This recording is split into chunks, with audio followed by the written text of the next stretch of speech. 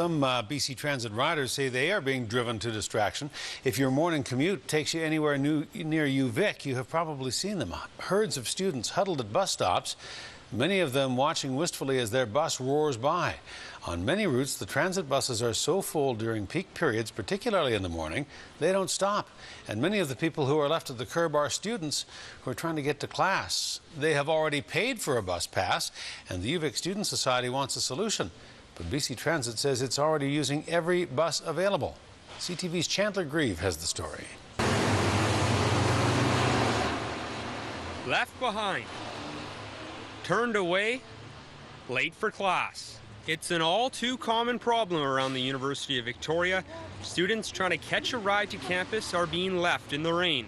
The worst is about 25 minutes, and I've been late for class a lot, so it's embarrassing coming in late when I counted on a ride to be here about 20 minutes earlier.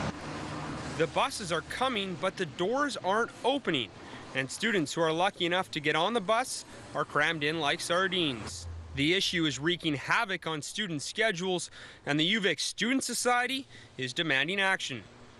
Our campaign's called Passed Up, and what it is a series of posters that calls on students to contact Blair Lekstrom, the Minister of Transportation, asking for allocations from the carbon tax to be put back into public transit, particularly in the Victoria region, and also contact BC Transit customer complaints line so they know that students are getting passed up and that this is an issue. BC Transit says it's aware of the pass-ups, but it doesn't have the resources to put more buses on the road. Well, I guess our biggest challenge is the fact that, well, a number of systems out there are under budget constraints. It's been challenging here in Victoria as well. I mean, most recently, we just cut 10,000 hours to the Victoria Regional Transit System. But that doesn't help the students right now.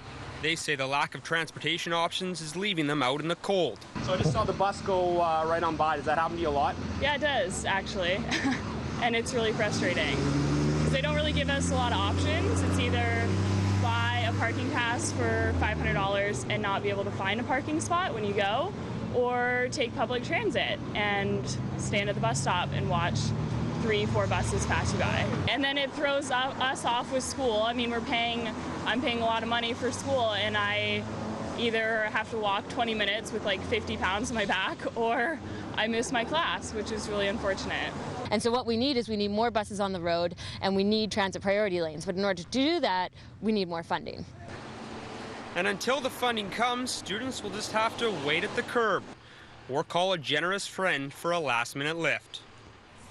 Chandler Grieve joins us now with more on the story. Chandler, it's really frustrating because these students have had to pay for a bus pass. That's a mandatory part of their yearly tuition, isn't it? Yes, Hudson, it is extremely frustrating. These students are paying up to $80 per semester for their U-Pass, and for many of them, the bus is their only means of transportation.